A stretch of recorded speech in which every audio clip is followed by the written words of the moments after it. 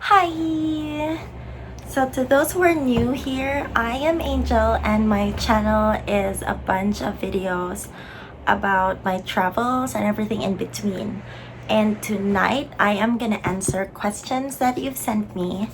But before that, I want to thank everyone who sent me their questions because I did not expect this much questions, and I'm really thankful. Thank you so much. However, because I cannot post videos over an hour on YouTube, I decided to cut the Q&A into two parts. So first will be the get to know me questions, and then the second part will be travel and about relationships and stories about my relationship right now. So like love and stuff. So yeah, let's start. Number one, how do you celebrate? Let's start. So this is so this is get to know me part. Okay. So yeah, no. First question is, how do you celebrate when something great happens? Food. It's always been food. I don't drink. So a bunch of people, like some people would go have drinks when something good happens, but me, it's always food. My first job, like my first salary, I spent it on food with my family. It's always food. It's because I love food. I love food. I love food. So two, do you enjoy spicy food? Yes, I do, but only to an extent, because there are like some spicy food that are like, it would hurt your tongue. So I just like that noodles, the Korean noodles, the Korean spicy noodles, I could only take until times two. Anything beyond that, I can't take it. So I like spicy food, but not the super spicy ones. So when you were little, what did you want to be when you grow up, and why? When I was younger, I always wanted to be a lawyer. I don't know why, because I don't know anyone in the family then that was a lawyer, and I think I was too young to actually watch movies about law and all that. So I really don't know why I wanted to be a lawyer. And I am a planner. So once I know what I want, I take steps towards it. So when I was in grade school, until I graduated grade school, I was a member of the debate society at school. And before I graduated, I actually became president of that society. But after I played The Sims, I forgot about being a lawyer. I wanted to be a designer since then. So there you go. I first wanted to be a lawyer, nothing else. Anyway, next. What songs have you completely memorized? A lot. I cannot tell you exactly how many. I don't think anyone could tell you exactly how many songs they have memorized, but I was trained for theater when I was 12. I went with the Songspell Foundation. It's like a theater group in Davao City, and we went to the States for 5 weeks to like for a bunch of shows around like in different states in the United States.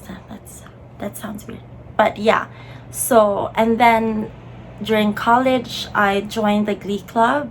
It's called the Octaves. It's the engineering and architecture Glee Club in college. So that means I have songs memorized like in the show tunes area.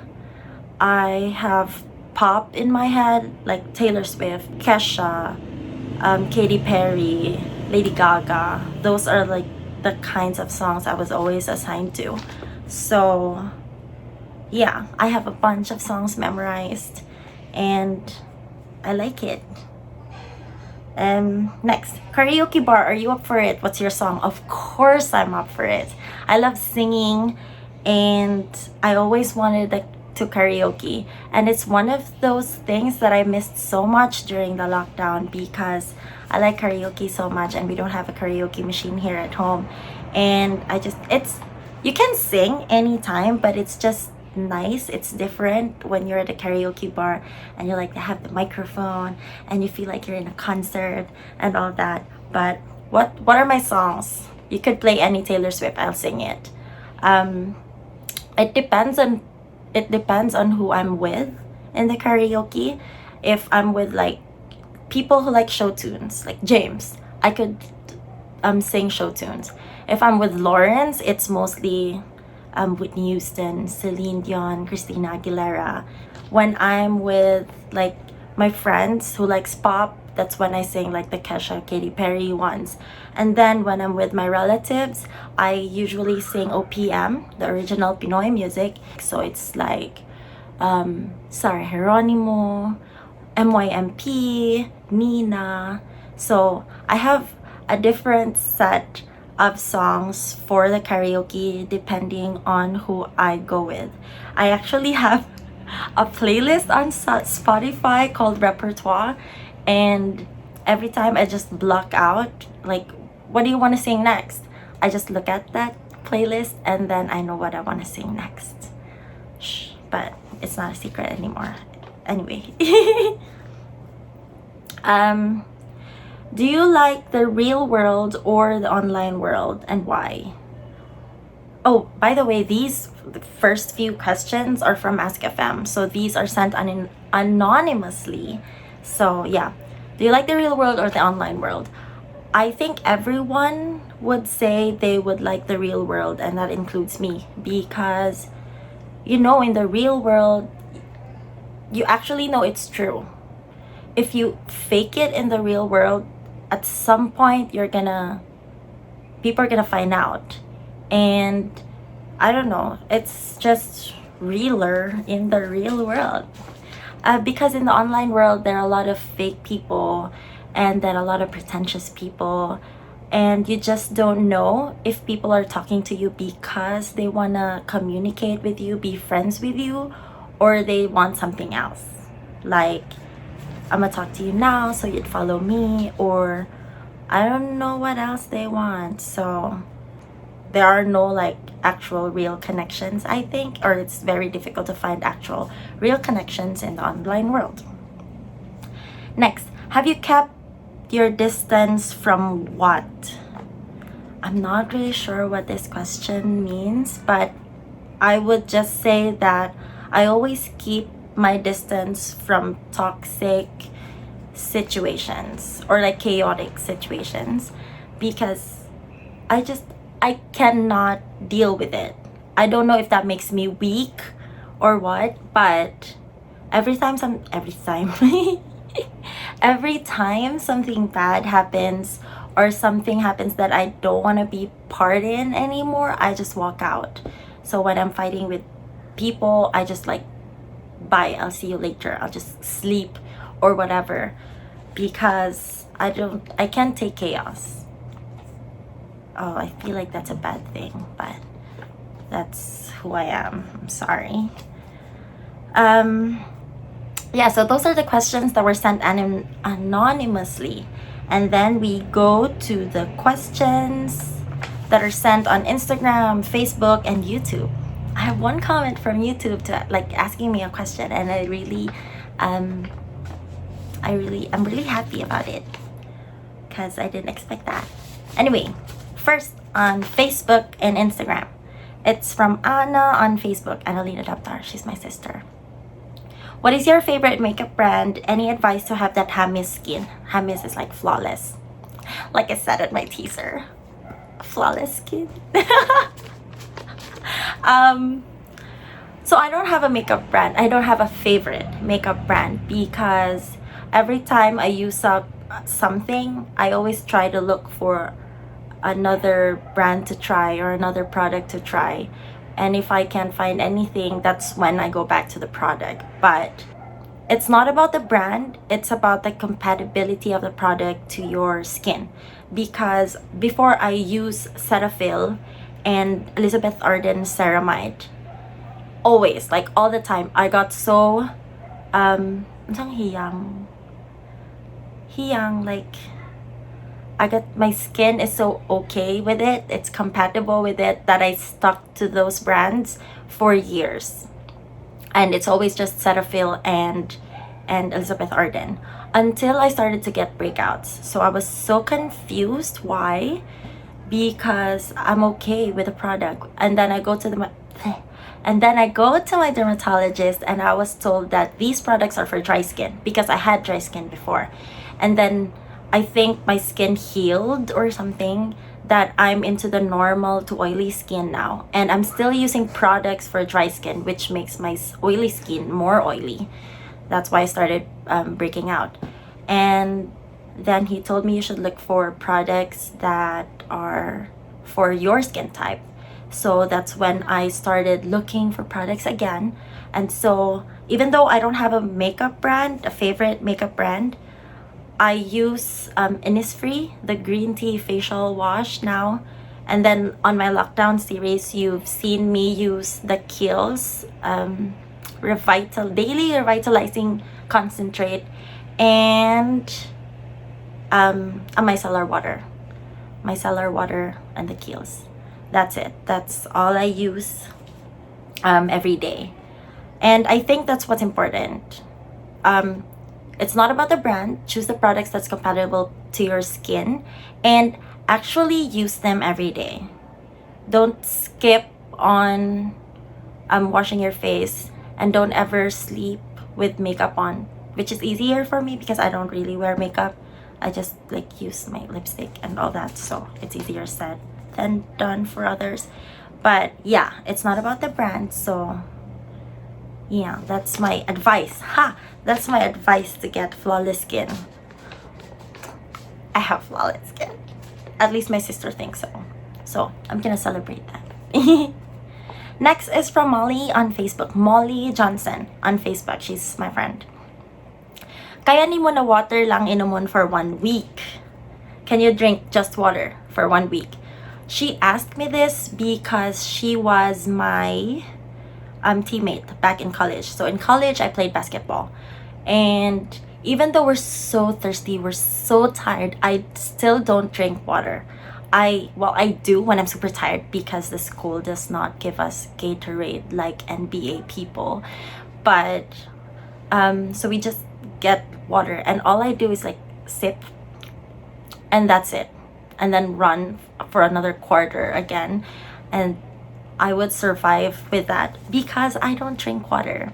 It's tasteless, guys. Why do you want to drink water? And I don't understand why or how people say I like water because it's yummy. That's my niece Elshki. She just said water is yummy. Like, it's tasteless. And I don't know, I've always had flavored stuff, like flavored water, like lemon infused water.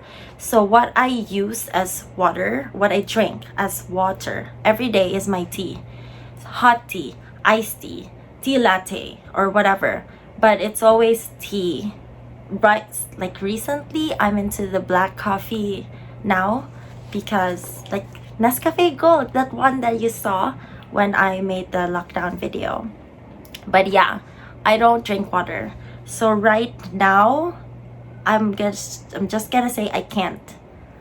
Can you drink just water for 1 week? I can't do that. I still can't.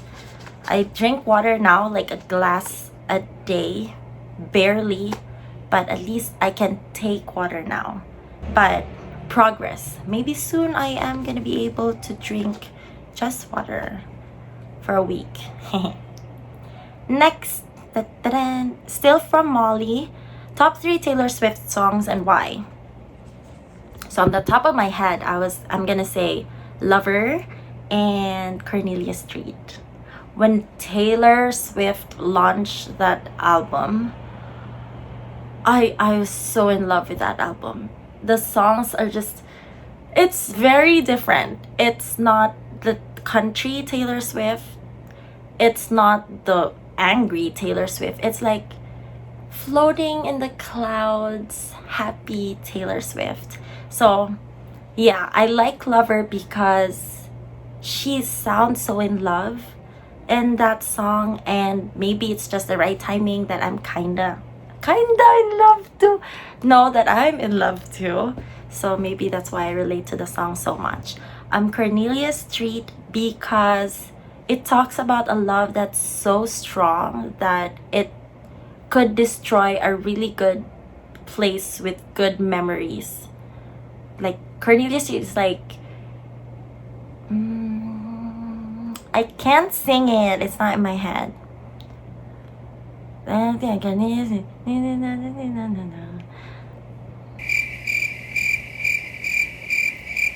I can't remember. I'm sorry. I was gonna sing it, and anyway, but it's like I like traveling. So imagine loving a country so much, or for her it's the street, but imagine Croatia. I went to Croatia with Jacob, and it's my first time in Croatia. So everything Croatia, all my memories in Croatia is attached to Jacob.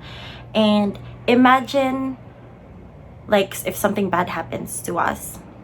I hope not. But if something bad happens to us, imagine that whole set of memories for that really lovely place just crushed. It's like, it's a love so strong that my love for traveling will be crushed because this love didn't work out. So it's like, imagine how like deep and big that love is, that it actually crushes a whole country. Oh, that's just two. One would be, oh my, Mary's song. I like Mary's song because it's a story of like childhood friends. I think they started as friends and then got together, still together when they were teenagers, and then until they spent, I was 87,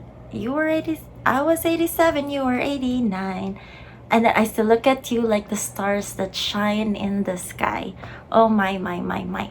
So it's like love that's endless, that never fades, and that's just like a really good thing, having love that never fades. Like, you love the same person this as much as you loved him or her from the very beginning, if not more. And that's just super sweet. Anyway, from Anna, my sister, on Facebook, what is your favorite Tagalog movie or teleserye? Ha ha ha ha. There's a ha ha ha there because I don't watch so much Tagalog movies or teleserye is TV series.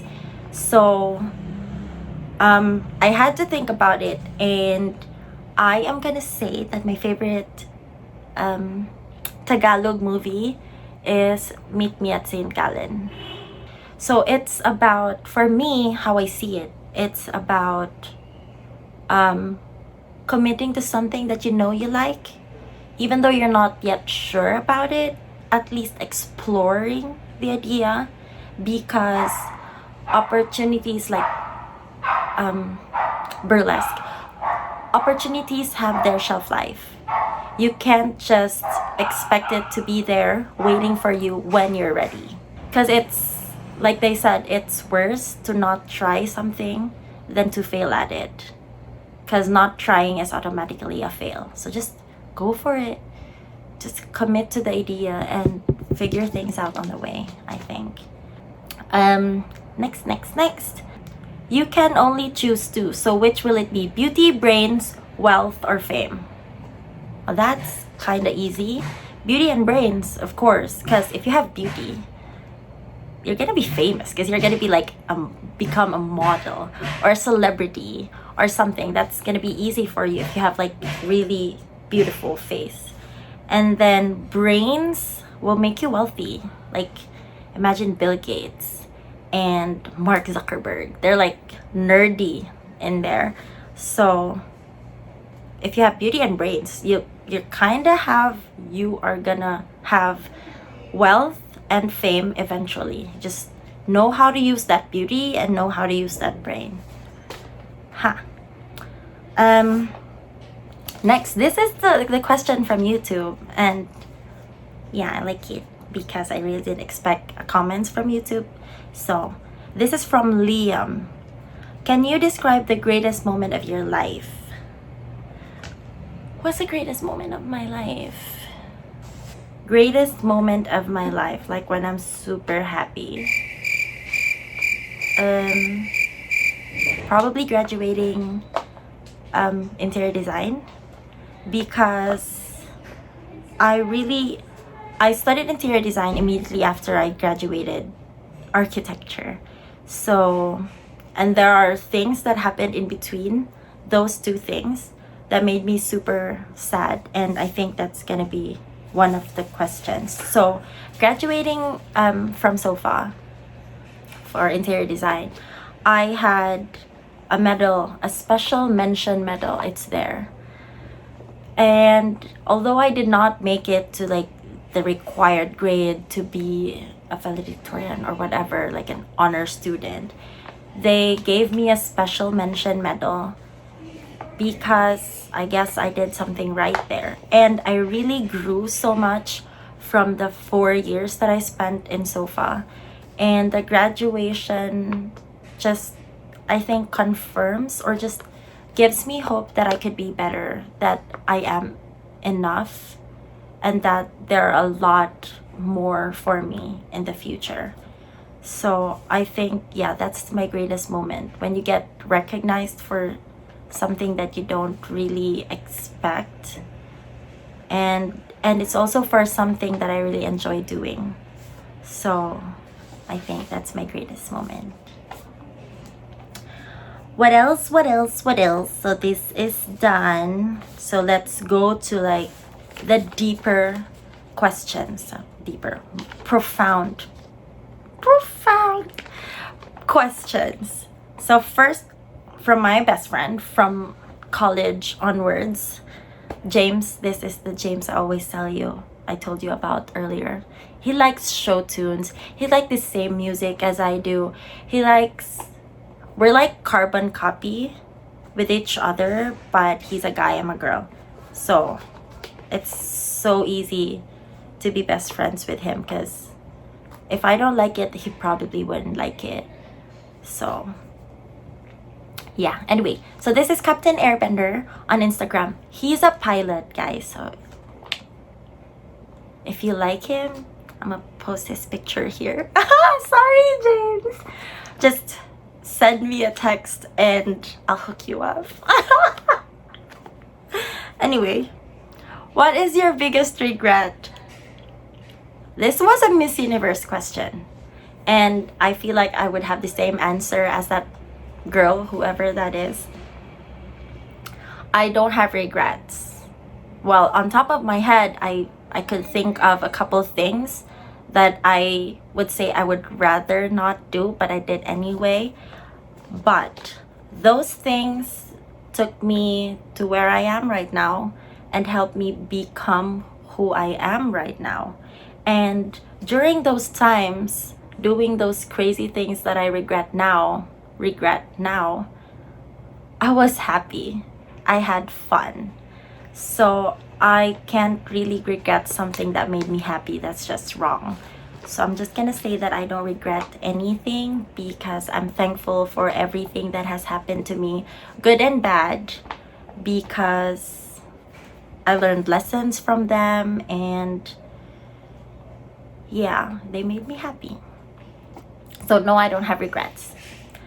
Next, Anna, my sister again on Facebook. What is your greatest fear? My greatest fear would probably be not being able to achieve my dreams. Like career-wise, should I admit it? Okay, fine, I am. I think every designer dreams of this. It's just, maybe not a lot of people admit it because, okay, I'm not gonna speak for other people, but I don't want to admit it because I'm scared, or I'm gonna be embarrassed if I don't actually achieve it, right? Because if you like tell everyone your goals and then at some point, or like you die or whatever, and not being able to achieve that, people would know that you have not achieved your ultimate goal.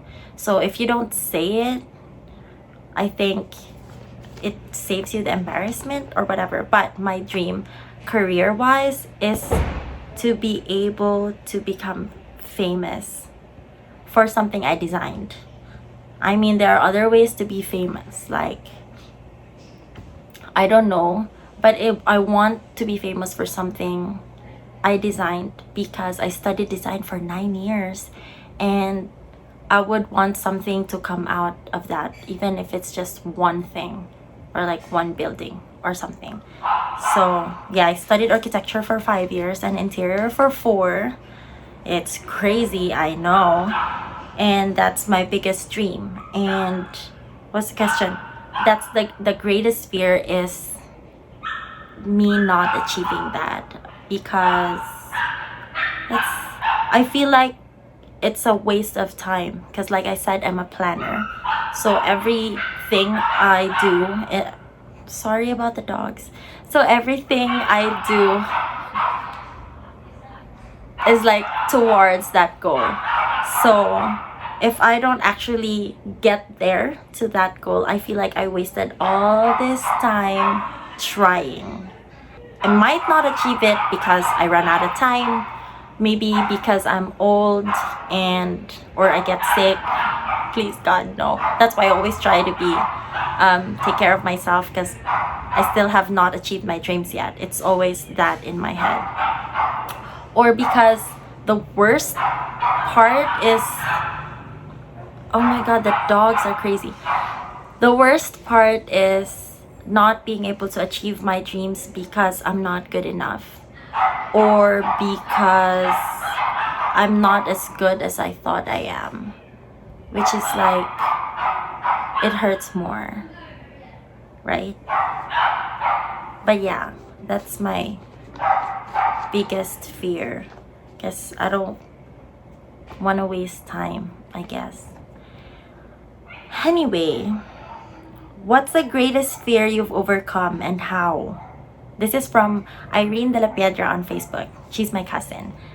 I told you from the teaser, I forced family and friends to ask me questions.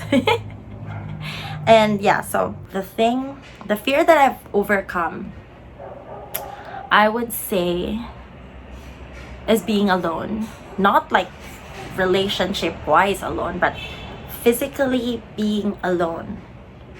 Because I was a really shy girl growing up. And Patrice, I know you're not gonna agree with that, because my friend Patrice thinks I'm not really shy, but I am, especially with strangers. So yeah, how did I overcome it? Now I don't care. I don't really mind being alone, because after graduating architecture, I went straight to Manila, which is a 2-hour flight from Davao, my hometown, and spent the next 5 years there to go to school to study interior design. And I think that's how I overcome it. I went there and I was alone the whole time, except for like occasional visits from my parents and my family and friends. But most of the time I'm alone, and I don't have a choice. I don't have anyone to call. I have no one there. That's when I started walking around the mall by myself, until I didn't mind eating alone by myself. And then I just did everything by myself, and I was okay with it. So I guess, how do you overcome that? How do you overcome your fears? Is just dive into a situation where you can't look back.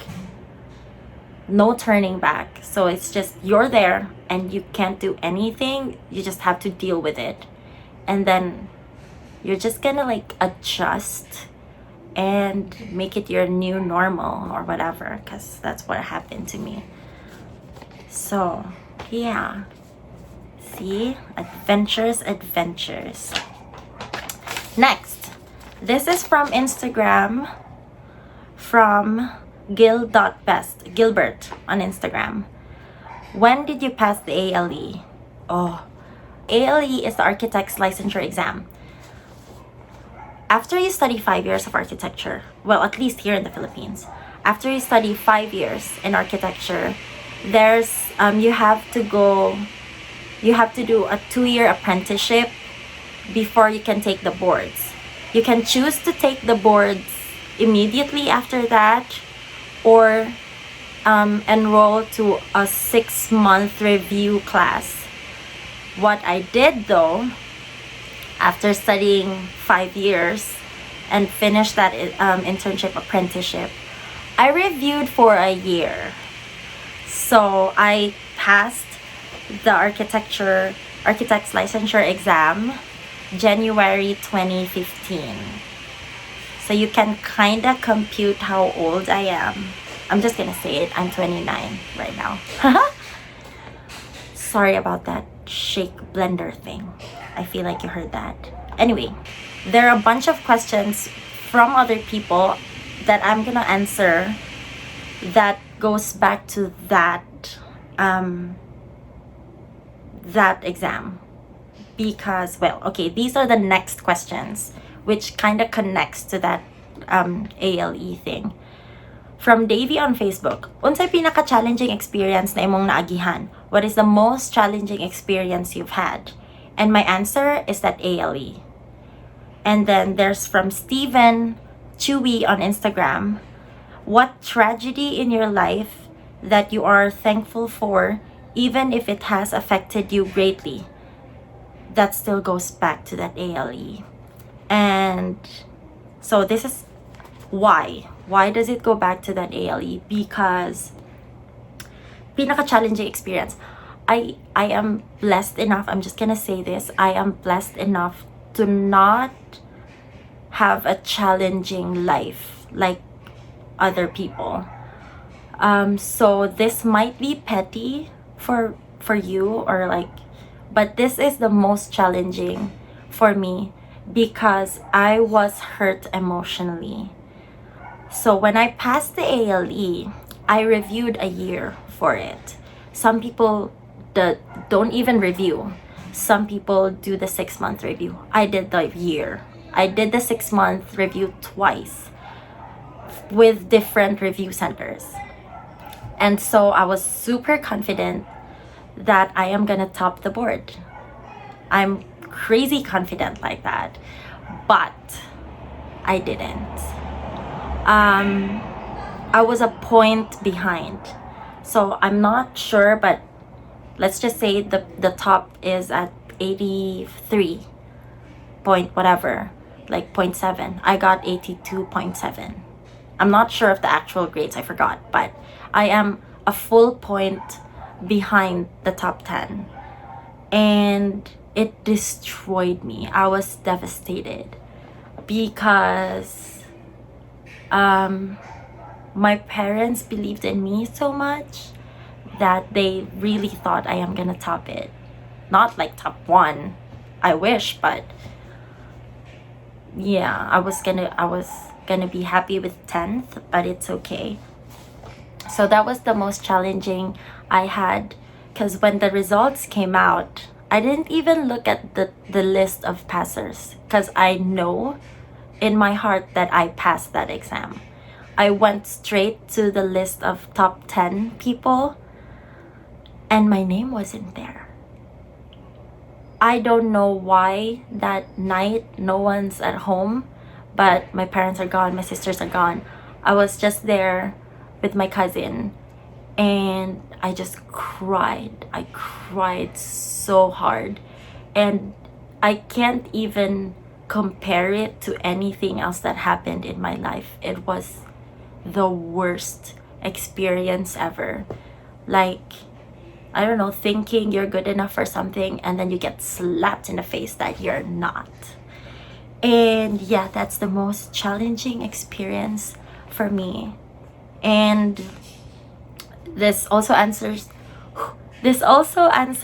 Steven's question, that what tragedy in your life that you are thankful for even if it has affected you greatly. It's a tragedy because I was like super down, super sad. I'm not gonna say depressed because they said that's a clinical word or whatever. I'm just gonna say I'm devastated. It destroyed me from the inside. And however, I am thankful for that, because even though I wasn't proud of myself then, because I knew I could do better, my parents, my family were still proud of me, to the point that they thought I should throw a Thanksgiving party. And I was, and I was crying because I really think I don't deserve it.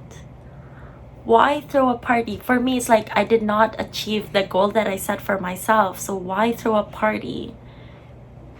I mean, you can't throw a Thanksgiving party for something you have not achieved or you haven't done. But I guess that made me realize that I don't have to be... What? I guess that made me realize that I don't have to be perfect for my parents and my family to be proud of me. I don't have to be great. I just have to, like, I don't know, be myself, and it's gonna be enough for them. So yeah. Also in that party, crazy, I'm sorry. Also in that party, I realized something else about my friends and all that, because I told you I was a shy person and I don't have a lot of friends. So when we decided to throw that party, when we decided to throw that party, we started like inviting people, and I was so scared that no one will show up from my friends, or like, I know my relatives would go, but friends and classmates, I don't think they would. And some people, when they threw a party, like the morning of the party day, they just like have their makeup done, be pretty, take photos. I did all that, except the whole time that was happening, I was texting people like, guys, my party's tonight at 8, please come, it's gonna be fun, and all that. Like, I really have to make sure, or like invite people so hard, because I don't think they're gonna show up, because I don't have like a lot of close friends really. So I was so scared that my party's gonna turn out and it's gonna be empty, because I don't know, I just have that feeling that I don't have enough friends. And then the party came and they actually showed up. So I think it's tragic. Like, the ALE thing was tragic for me, but I was thankful for it, because I realized two things: that I don't have to be perfect for my family to be proud of me, and that there are a lot of people that actually care about me. And that's a really good feeling, because I've always thought that the ones I talk with, like my close friends, are my only friends, and they're the only ones who care about me, and that I'm just like a passive shadow for the rest of the world. But because they came to the party, I feel like people actually care. And yeah, I'm thankful for that. So let's be happy again. Crazy. This is from my sister Anna on Facebook. How do you deal with your inner demons? So to be honest, I googled what are inner demons, because I'm not sure what they are really. Like, I hear them all the time and I have that concept of what it is, but just to make sure. So I got inner demons is something that holds you back, like on how you like live your life. And I think my inner demon is always been based on like answering all those previous questions. I realized that my inner demon is not the fear of not being good enough. That should have been my greatest fear, but it's not. I don't know. But it's not really a fear of not being good enough. It's just there at the back of my head that like, you're not good enough, you're not good enough. But yeah. So that is my inner demon. And how do I deal with it? I'm an overachiever because I'm a middle child and because I want to tell myself that I'm good enough. And to do that, I have to learn, study, practice, everything. So I could tell myself that, okay, I'm good enough now.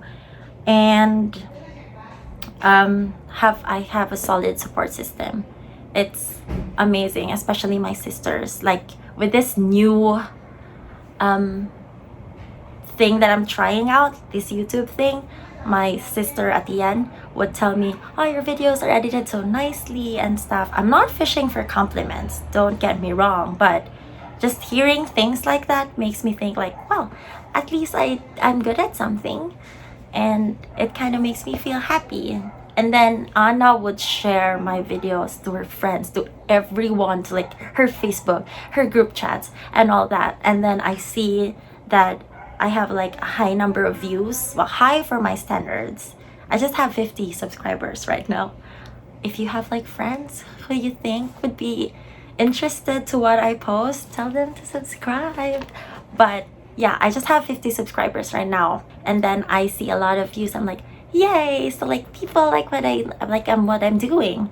So it kind of makes me happy too. And then there's Jacob, who I should like learn from him the way he cheers on for me, because I feel like I have this thought of not being good enough because my ambitions, my dreams are like all the way up there.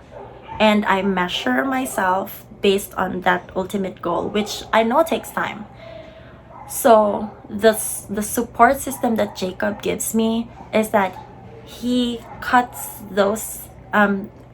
little like goals. He cuts my goals into little goals. And every time I succeed, he would celebrate it like it's crazy. So like when I just hit 50 subscribers, he texted me like, baby, you have 50 subscribers now. Welcome to the big 5-0. And that's not much. We all know that's not much. But just because he breaks it up like that, I feel like, yay, I achieved something. I'm good enough for 50, like, or something. But yeah, I have a really good support system, and I try to learn so much, practice to be good at something that I actually do. So yeah, that's how I deal with my inner demon. And then next, wait, that's it. Oh, here. Next, this is from Francis Ian Maloney on Facebook. Hashtag ArchiChefMal. Okay. As a professional and mature person you are today, what is the best advice you can give or tell your younger self? 18 years old. Like I said, I always felt like I was not good enough. And 18, I was in college then. And looking at my classmates, I've always had that thought, I'm not good as them. I'm never be as good as them. So right now, learning everything that I've learned from 18 till 29, I am gonna say that the advice I would tell myself would be to not compare yourself to others, and then just focus on your goal and try hard to achieve it, and that you are good enough. You'll get there eventually. You are already good enough, and you're gonna be better. Just don't worry about anything else. Just focus on what you do, and you'll get there eventually. And then the last for this video is from Anna. How do you see yourself 5 to 10 years from now? I am gonna say that 5 to 10 years from now, like I said, I'm a planner, but recently I am torn towards two paths. One was the one I set a few years ago, like years ago.